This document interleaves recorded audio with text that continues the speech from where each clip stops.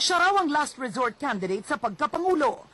Aminado si Pampanga Governor Ed Panlilio na bukas siyang tumakbo bilang pangulo pero sa tatlong kondisyon. One is kung walang lilitaw na isang yung mag-i-inspire sa mga tao na isulong ang reform movement in Philippine politics. Pangalawa, kung there is a big clamor. At pangatlo, kung nandun yung dalawa, yung unang dalawa, and I come to a period of discernment. Convener lang sana raw ang gusto niya. Pero mula sa listahan ng mga presidentiables, kahit pa si Noli, Manny, Mar o Cheese, wala raw siyang napupusuan.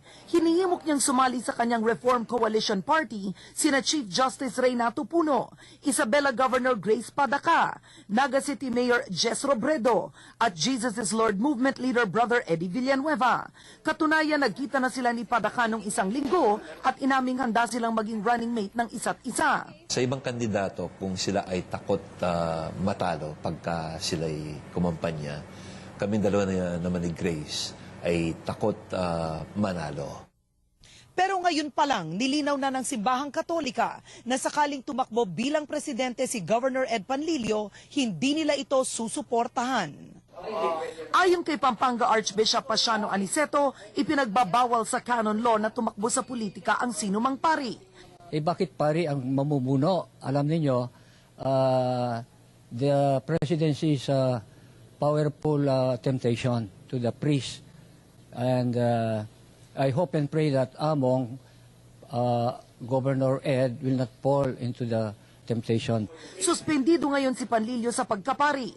Pero kung tatakbong presidente, posibleng tuluyan na siyang matanggal bilang pari. Governor, handa ba kayong mag-resign sa pagkapare?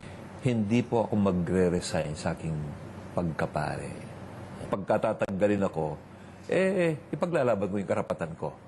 Pero ayon kay Archbishop Aniceto, wala sa kamay ni Panlilio ang desisyong yan kundi sa simbahan. Para naman sa mga kalaban ni Panlilio sa politika, paano siya tatakbo bilang presidente kung ang sariling balwarte ay tinalikuran na raw siya?